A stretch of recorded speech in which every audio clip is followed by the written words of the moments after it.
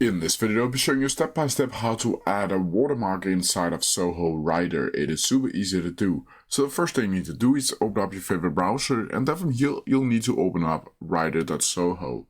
Then from here you'll simply need to log into your account like you usually would. Now from here it's time to add a watermark inside of your document. And to do that, you'll simply need to head over to your header over here, double click on it like so.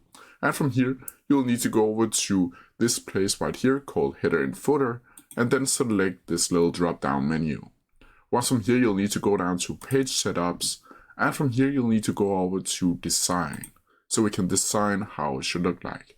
Once from here, you'll need to scroll down until you see the watermark icon down here, and then from here, you can just click on it like so. Once from here, a new page will pop up called document level page setup, where I can add a watermark, either none, as text, or as an image. Now if you want text, you can just click text and then add your text placement, where you can add it either diagonally or horizontally.